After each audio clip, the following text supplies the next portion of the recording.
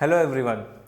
आज स्टार्ट करते हैं हम लोग मैट्राइसेस को। Okay, matrices actually plural form है, singular form it is matrix. अब ये मैट्रिक्स होता क्या है, बिफोर नोइंग द डेफिनेशन हम लोग जान लेते हैं कि ये मैट्रिक्स यूज़ कहाँ पे होता है। मैट्रिक्स जो है बड़े बड़े डेटा को स्टोर करने के लिए यूज़ होता है। It is use to solve system of linear equation, वो तो हम लोग इस चैप्टर में जो है देखने ही वाले हैं।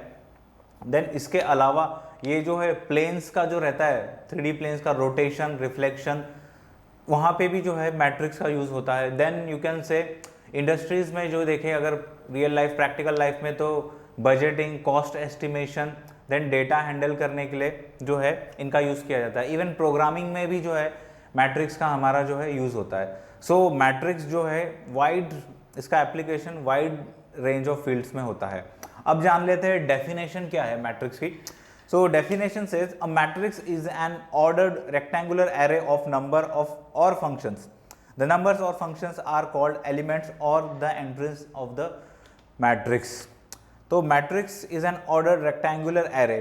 ऑर्डर रेक्टेंगुलर एरे मतलब मैट्रिक्स को मैं जो है ऐसे लिखता हूँ, ये जो है इस फॉर्म में, ये स्क्वायर ब्रैकेट, ठीक है। एंड इसके अंदर जो है अभी जो है या तो आपके नंबर्स आते हैं या अल्फ़ाबेट्स भी आते हैं या फिर फंक्शंस आते हैं। जैसे कि इस केस में जो है फॉर एग्जांपल जैसे कि मैट्रिक्स ए अगर मैं बोलूँ तो इसमें आपके एलिमेंट्स आ गए 3 2 1 4 5 6 7 8 9। तो इस केस में क्या हो गया, नंबर आ गया। सपोज मैंने एक और मैट्रिक्स ले लिया बी, इसमें क्या हो गया, इसमें ट्रिग्नोमेट्रिक फंक्शन सपोज आ गए, जैसे कि आ गया आपका साइन एक्स, यहाँ पे cos x, ten x and again cos x. तो यहाँ पे क्या हो गया आपका ट्रिग्नोमेट्रिक फंक्शन है। फंक्शन कुछ भी हो सकता है, not only trigonometric, it can be any function.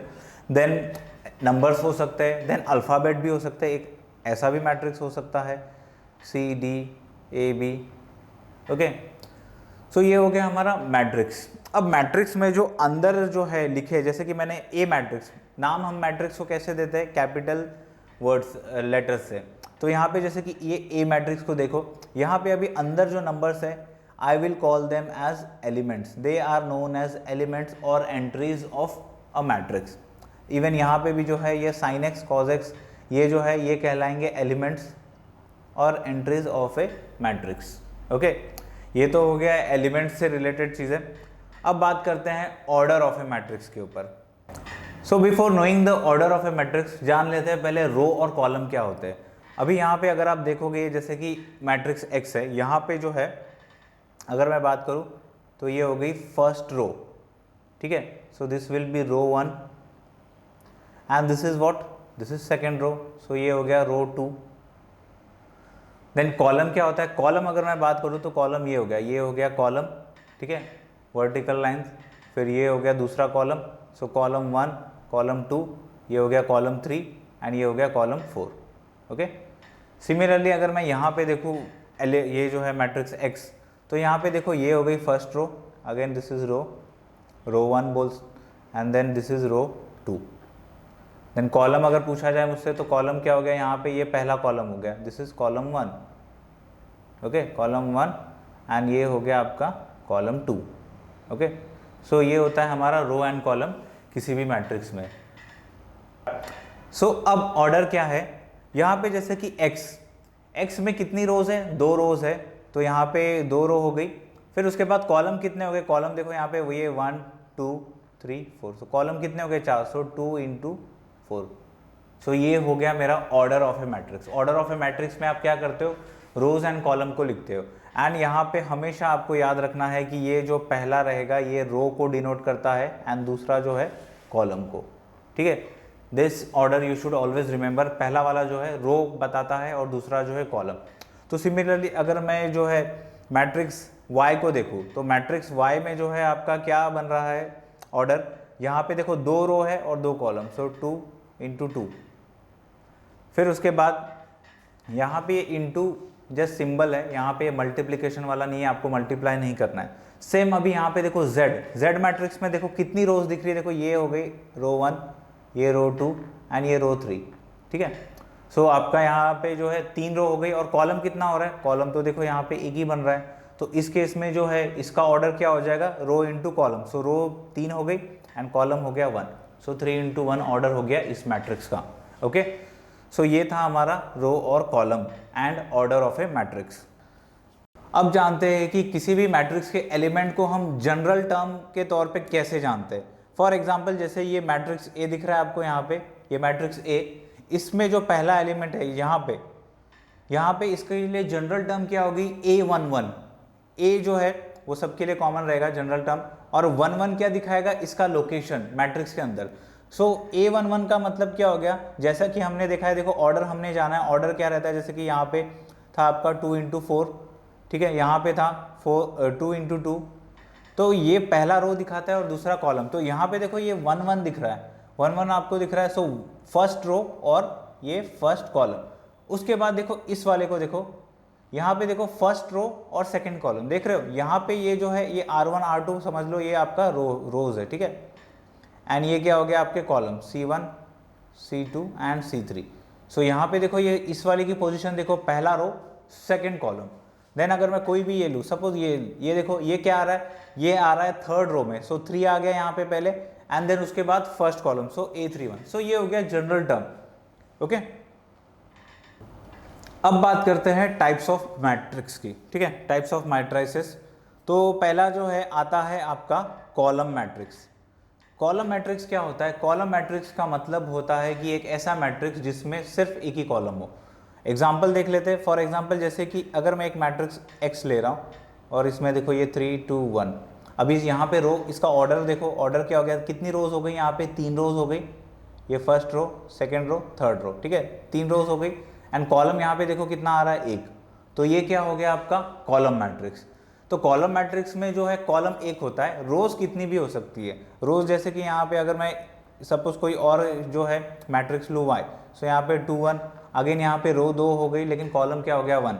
या फिर z मैट्रिक्स ले लूँ, z मैट्रिक्स सपोज यहाँ पे 3 5 6 7, यहाँ पे इस केस में रोज कितनी हो गई 4, लेकिन कॉलम हो गया 1। सो कॉलम मैट्रिक्स मतलब वो मैट्रिक्स जिसमें कॉलम सिर्फ एक रहता है, ओके। देन रो मैट्रिक्स की बात करते हैं। रो मैट्रिक्स जो होता है एग्जैक्टली कॉलम मैट्रिक्स जैसा ही रहता है। रो मैट्रिक्स नाम रो दिया है तो ऑब्वियसली इसमें क्या हुआ कि एक ही रो होती है। फॉर एग्जांपल जैसे कि अगर एक मैट्रिक्स एक्स ले लूँ, इसके अंदर एलिमेंट हो गए √3 1.5 6 और 7, तो यहाँ इसका ऑर्डर देखोगे तो क्या है, रो कितनी है 1, एंड यहाँ पे कॉलम कितने आ रहे हैं 1 2 3 4, सो 1 into 4, सो यहाँ पे क्या हो गया, रो आपका 1 हो गया। सो रो कॉलम में क्या हो गया आपका, रो जो है 1 रहता है, कॉलम कितने भी हो सकता है, रो सिर्फ एक होना चाहिए। Then let's talk about square matrix. Square matrix मतलब क्या हो गया, बहुत सिंपल है। स्क्वायर मैट्रिक्स वो मैट्रिक्स है जिसमें रो और कॉलम सेम रहते हैं। फॉर एग्जांपल जैसे कि अगर मैं ले लूँ मैट्रिक्स ए, तो यहाँ पे ये लिख दिया, सो यहाँ पे देखो इसका ऑर्डर क्या हो गया, 2 रो और 2 कॉलम। इस केस में क्या हो गया, row it is equal to column, so ये क्या हो गया आपका स्क्वायर मैट्रिक्स। फॉर एग्जांपल एक और लेते हैं, सपोज एक मैट्रिक्स बी है जिसमें एलिमेंट्स है 1 0 3 2 1 6 5 4, सो इस केस में कितने रो हो गए, 3 रो हो गए, और कॉलम भी कितने हो गए 3। सो अगेन यहाँ पे रो और कॉलम सेम है, इक्वल है, सो देन ये जो है हो गया आपका, हो गया square matrix. Then let's talk about diagonal matrix. Diagonal matrix को समझने से पहले हम डायगोनल एलिमेंट्स क्या होते हैं उनको जान लेते हैं। सपोज एक एलिमेंट है x, ठीक है, और इसमें एलिमेंट्स मैंने लिखे हैं सपोज 3 2 1 6 7 0 -1 √3, सो ये ऑर्डर, ये 3x3 मैट्रिक्स हो गया। अब डायगोनल एलिमेंट्स कौन से हो गए, ये जो डायगोनल बन रही है ना, ये हो गए आपके डायगोनल एलिमेंट्स, ओके। अब आप बोलोगे एक और डायगोनल बन रहा है सर, जो कि है ये वाला, तो नहीं, ये हमको जो ब्लू में जो मैंने डायगोनल लिखा है वो नहीं है। इसमें डायगोनल एलिमेंट का मतलब सिर्फ ये जो है रेड में जो मैंने किया है वही हो गया। सो डायगोनल एलिमेंट्स क्या क्या हो जाता है आपके, ये देखो इसकी पोजीशन देखोगे तो ये क्या हो गया, A11 हो गया। देन ये वाला क्या हो जाता है, second row second column A22। Then ये वाला क्या हो जाता है आपका A33, third row third column. So these are the diagonal elements, okay, ये समझ में आ गया। देन उसके बाद अब बात करते हैं डायगोनल मैट्रिक्स की। तो डायगोनल मैट्रिक्स में क्या होता है कि आपके जो है डायगोनल एलिमेंट्स जो है नॉन ज़ीरो होते हैं, बाकी सारे एलिमेंट्स ज़ीरो हो जाते हैं। जैसे कि अगर मैं यहाँ पे ये एग्जांपल दिखाऊं, अभी ये जो मैट्रिक्स एक्स है, आप अगर देखोगे यहाँ पे जो डायगोनल एलिमेंट्स है, ये जो है 3 6 √3, ये नॉन ज़ीरो है, बाकी सब जो है ज़ीरो हो गए। सो ये कहलाएगा डायगोनल मैट्रिक्स। एंड एक और चीज़, डायगोनल मैट्रिक्स स्क्वायर मैट्रिक्स ही होना चाहिए। सो आई कैन से कि ये जो डायगोनल मैट्रिक्स है स्क्वायर मैट्रिक्स का ही एक स्पेशल केस है, एक स्पेशल टाइप है। सो डायगोनल मैट्रिक्स में नॉन डायगोनल एलिमेंट 0 होते हैं, डायगोनल एलिमेंट्स आपके कुछ ना कुछ होते हैं, ठीक है। ओ सॉरी, डायगोनल एलिमेंट्स में आपके जो है नॉन डायगोनल एलिमेंट्स 0 होंगे एंड जो डायगोनल एलिमेंट्स होंगे वो नॉन जीरो होंगे, ओके। देन बात करते हैं स्केलर मैट्रिक्स की। स्केलर मैट्रिक्स बहुत सिंपल है। स्केलर मैट्रिक्स एक डायगोनल मैट्रिक्स ही होता है। उसमें होता क्या है कि आपके डायगोनल एलिमेंट सारे इक्वल होते हैं। सो इस केस में अगर मैं ये ऐसा लिख दूं, यहाँ पे √3 और यहाँ पे √3 कर दूं, सो ये क्या हो गया, ये हो गया स्केलर मैट्रिक्स को। तो स्केलर मैट्रिक्स क्या है, डायगोनल मैट्रिक्स का ये टाइप है जिसमें क्या है आपके डायगोनल एलिमेंट सारे सेम है, इक्वल है, ओके। उसके बाद बात करते हैं आइडेंटिटी मैट्रिक्स। आइडेंटिटी मैट्रिक्स जो है again it is a type of scalar matrix, लेकिन इसमें क्या हो जाएगा आपके डायगोनल एलिमेंट जो है ना, ये जहाँ पे ये √3 है, यहाँ पे मैं 1 डाल देता हूँ। सो डायगोनल एलिमेंट्स क्या हो जाता है इस केस में, हो जाते हैं आपके 1, सिर्फ 1। सो ये कहलाएगा अभी आपका आइडेंटिटी मैट्रिक्स। इसका ऑर्डर अगेन ये स्क्वायर मैट्रिक्स होता है, सो 3/3 2/2 इस तरीके का ऑर्डर होगा, ओके। तो आइडेंटिटी मैट्रिक्स में क्या हो रहा है, जो डायगोनल एलिमेंट्स है वो क्या होंगे, सारे 1 होंगे। So that is identity matrix. Then last but not least zero matrix. Zero matrix मतलब क्या हो गया, इसके सारे एलिमेंट्स जीरो होते हैं irrespective of order. For example जैसे कि ये ले लो ए मैट्रिक्स, तो यहाँ पे ये देखो ये हो गया आपका जीरो मैट्रिक्स, फिर सारे एलिमेंट्स हो गए जीरो। देन अगर मैं बात करूँ सपोज एक और एग्जांपल बी, सो इस केस में देखो 0 0 0, ये ऑर्डर इसका क्या हो गया, 2 रो और 3 columns, 2 into 3, again all elements are zero, then it will be called as zero matrix. अब बात करते हैं इक्वालिटी ऑफ मैट्राइसेस पे। सपोज दो मैट्राइसेस है, एक मैट्राइसेस हो गया आपका ए जिसके एलिमेंट्स है सपोज 2 3 0 1, एंड दूसरा मैट्रिक्स मैं बोलता हूँ बी जो कि है उसके भी एलिमेंट्स है 2 3 0 1। Then I will say A equal to B. Equality of matrix मतलब कि क्या होगा, दोनों मैट्रिसेस का जो है ऑर्डर सेम होगा, एंड दूसरी चीज़ क्या है, corresponding elements will be equal. जैसे कि इस केस में देखो ये मैट्रिक्स ए और बी ऑर्डर सेम है, यहाँ पे 2/2 मैट्रिक्स है, ये भी 2/2 मैट्रिक्स है, एंड करस्पॉन्डिंग एलिमेंट जैसे 2 के करस्पॉन्डिंग ये A11 2 है, यहाँ पे भी A11 2 है। देन आपका A12 देखो यहाँ पे 3 है, यहाँ पे भी A12 3 है। करस्पॉन्डिंग एलिमेंट्स अगेन ये देखो A21 यहाँ पे 0, यहाँ पे भी 0 है। देन ये A22 यहाँ पे भी और यहाँ पे भी सेम है। सो करस्पॉन्डिंग एलिमेंट्स अगर सेम है एंड ऑर्डर सेम है, then you will say that the two matrices are equal. Suppose अभी मैं यहाँ पे इसी एग्जाम्पल को थोड़ा चेंज कर दूँ, इस एग्जाम्पल को अगर मैं चेंज कर दूँ, यहाँ पे जो है एलिमेंट्स को थोड़ा सा चेंज कर देता हूँ, ऑर्डर वही रखता हूँ। सपोज ये हो गया 2 3 0 एंड -1। सो अगर आप देखोगे ऑर्डर सेम है, बट एक दिक्कत ये है कि यहाँ पे देखो -1 है और यहाँ पे 1 है।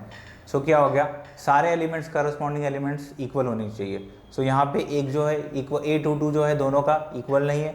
So in this case A is not equal to B। समझ में आया? सो एक तो ऑर्डर सेम होना चाहिए एंड करस्पॉन्डिंग एलिमेंट्स सारे सेम होने चाहिए, ओके। सो अभी यहाँ पे देखो जैसे कि दिया है दो मैट्राइसेस यहाँ पे इक्वल दिया और आपको पूछा है कि find x y z a b and c। तो यहाँ पे ऑलरेडी देखो इन्होंने दो मैट्राइसेस को इक्वल लिखा है, तो ऑब्वियसली यहाँ पे जाहिर सी बात है क्या होगा, एक तो ऑर्डर सेम है, यहाँ पे ऑर्डर जो है 3 रोज एंड 2 कॉलम, यहाँ पे भी 3 rows and 2 column, and already equal बोल दिया है। सो क्या हो जाएगा, करस्पॉन्डिंग एलिमेंट्स इक्वल हो जाएंगे। सो यहाँ पे जो है ये x will be equal to -1.5, then जो है y will be equal to 0। So corresponding elements को सिर्फ मैच करवा दो। सो x इक्वल टू -1.5 हो गया, y हो गया आपका 0, देन z हो गया 2, a हो जाता है √6, b हो जाता है आपका 3 and c is equal to 2। Simple. अब यहाँ पे दिया है अगेन दो मैट्राइसेस दिए हैं और बोला है कि find a b and c। So if you see here this 2a plus b will be equal to 4, correct. Then ये जो है आपका a minus 2b it will be equal to -3, because equal matrices है, order same है, so corresponding elements क्या होंगे, equal. Then ये 5c minus d will be equal to 11 and आपका ये जो है 4c minus 3d will be equal to 24। So यहाँ मुझे मिला 2a plus b it is equal to 4, then a minus 2b it is equal to -3, फिर उसके बाद मिला 5c minus d it is equal to 11 and 4c plus 3d it is equal to 24। So ये equation 1 कर दो, ये 2 कर दो। अब यहाँ पे देखो 1 और 2 क्या हो गया, लीनियर इक्वेशन और 2 वेरिएबल है, 2 equations 2 variable A and B, so आप इजीली सॉल्व कर सकते हो। सिमिलरली यहाँ पे 3 एंड यहाँ पे 4। Okay, so solving 1 and 2 linear equation आप लोगों को सॉल्व करना आता है। ओके, सो आपको यहाँ पे ए मिल जाएगा 1 and B you will get 2। Then solving 3 and 4, 3 और 4 को सॉल्व करोगे तो आपको जो है C मिल जाएगा 3 and D you will get as 4। Okay, so simple equality of matrices. तो चलिए आपकी एक्सरसाइज देख लेते हैं, एक्सरसाइज के कुछ क्वेश्चंस देख लेते हैं एंड जो है मैट्रिसेस को जो है और बेहतर तरीके से समझते हैं। सो पहला क्वेश्चन देखो यहाँ पे दिया है, in the matrix A right the order of the matrix. तो अभी ये आपको आ गया, यहाँ पे देखो रोज कितनी दिख रही है मुझे, 3 रो दिख रही है और 4 कॉलम। सो ये हो गया 3 into 4, यहाँ पे ही लिख देता हूँ मैं। Then the number of elements, number of elements सीधा सीधा जो है रो और कॉलम को मल्टीप्लाई कर दो। सो नंबर ऑफ एलिमेंट्स क्या होगा, 3 into 4, सो ये आ गया 12। ओके, उसके बाद दिया राइट द एलिमेंट्स A13, आपको पूछा A13, A21, A33, then A24 and A23। सो देखो A13 क्या है, A13 का मतलब हो गया, देखो 1 का मतलब फर्स्ट रो, पहला रो दिखाता है दूसरा column. So first row third column, first row में थर्ड कॉलम यानी कि ये हो गया 19। उसके बाद A21 यानी कि सेकेंड रो और फर्स्ट कॉलम, तो सेकेंड रो एंड ये फर्स्ट कॉलम हो गया। सो ये आ गया आपका 35। देन A33 मतलब third row third column, third row और third column, so third row और थर्ड कॉलम तो यहाँ पे -5 हो जाता है। फिर उसके बाद आपको पूछा है A24 second row and fourth column. So second row fourth column यानी कि ये हो गया। सो यहाँ पे एक्चुअली आपका आ जाता है 12 एंड A23 यानी कि सेकेंड रो थर्ड कॉलम, सो 5/2। सो यहाँ पे आ गया 5/2। सो थोड़ा सा केयरफुल रहना है, कभी कभी जो है गलती हो जाती है। So please be careful while locating the elements. Okay, then fourth question देखते हैं। फोर्थ क्वेश्चन यहाँ पे बोला construct a 2/2 matrix in which A equal to AIG, मतलब जनरल टर्म को रेफर कर रहा है। ING obviously row and column का लोकेशन डिनोट करता है। Whose elements are given by, पहले केस में देखो यहाँ पे दिया है AIG it is equal to half into mod of -3i plus j। Okay, तो 2/2 मैट्रिक्स कैसा हो जाएगा मेरा, ये हो जाएगा आपका यहाँ पे A11, A12, A21 and A22। तो मुझे इतने एलिमेंट्स निकालने हैं। तो मैं A11 कैसे निकालूंगा, जब A11 लूंगा तो I और J की वैल्यू क्या हो जाएगी इस फॉर्मूले के अकॉर्डिंग 1 1। सो यहाँ पे half into mod of 3 into 1 plus 1। Okay, ये मॉड है। सो ये -3 प्लस 1 आ गया आपका -2। सो -2 का मॉड आ गया 2। सो यहाँ पे ये जो है आ जाएगा 2 एंड ये आ गया 1। सो मुझे A11 आ गया। सो यहाँ पे अभी मैं जो है A11 लिख देता हूँ, ये आ गया 1। ओके, या तो यहीं पे ही लिख देते हैं ऊपर। सो यहाँ लिख देते हैं। सो ये आ गया 1। फिर A12 निकालते हैं। A12 में क्या हो जाएगा, I जो है 1 हो जाएगा एज पर दिस फार्मूला। ये जो फार्मूला आपको दिया है इसी फार्मूले के हिसाब से, ठीक है। सो यहाँ पे आपका I हो गया 1। सो -3 इंटू 1 प्लस J कितना हो गया आपका 2। सो ये आता है आपका half into mod of -3 plus 2 -1। So ये आ गया -half into 1 which is equal to half. So यहाँ पे आ जाता है हाफ। देन A21 में हाफ इंटू I जो है अभी 2 ले लेगा वैल्यू एंड J जो है 1 ले लेगा। सो यहाँ पे -3 इंटू 2 प्लस 1। सो ये आ जाएगा आपका -6 प्लस 1 यानी कि -5। सो ये तो आ गया 5/2। सो यहाँ पे आ गया आपका 5/2। देन A22 में I और J क्या हो जाएंगे, 2 वैल्यू ले लेंगे। सो -3 इंटू 2 प्लस 1। सो ये अभी डायरेक्टली मैं लिख देता हूँ -6 प्लस 1 -5, सॉरी यहाँ पे 2 आएगा। सो -5 प्लस 2 -3। सो -3 का मॉड जो है 3 हो जाएगा। सो यहाँ पे आ गया 3/2। सो ये हो गया मेरा answer. Okay, simple. So second वाला भी सिमिलरली आप इसी तरह कर सकते हो। ये जो फोर्थ का सेकंड पार्ट है, सब पार्ट एंड थर्ड पार्ट, ये भी आप लोग सिमिलर इसी वे में कर सकते हो। ईजी है, इस लेवल के क्वेश्चन बोर्ड में नहीं पूछे जाते, ये काफ़ी ईजी है। Then now let us look at second question. If a matrix has 24 elements, what are the possible orders it can have? 24 elements, it is equal to row into column. So सीधा सीधा जो हर एक combination देख लो तो एक आ सकता है आपका 1 इंटू 24, ये भी हो सकता है। 1 क्या हो गया, पहला रो, सो ये रो कॉलम भी, रो मैट्रिक्स भी हो सकता है। देन 24 इंटू 1 हो सकता है, ओके। उसके बाद पॉसिबल ऑर्डर्स आपको पूछे हैं मैट्रिक्स के, तो ये सब हम लोग देख रहे हैं। सो 24 के जो है मल्टीपल्स आपको देखने हैं। सो जो है एक हो गया 24 इंटू 1, देन हो गया 2 इंटू 12, देन उसका उल्टा जो है 12 इंटू 2, देन उसके बाद 4 into 6, then 6 into 4, 3 into 8, and इसका उल्टा लिख दो 8 into 3, again that is going to give you 24। So all possibilities आपको देखनी है। So now let us look at sixth question. Six question में बोला है find the value of x, y and z. तो पहला तो ईजी है, सीधा सीधा आप कंपेयर कर दो। यहाँ पे ये जो है देखो y और इक्वल टू 4 हो गया, x will be equal to 1, then आपका z will be equal to 3। सीधा सीधा जो है दो मैट्रिक्स इक्वल दिए तो करस्पॉन्डिंग एलिमेंट्स कंपेयर कर लो, हो गया इक्वल।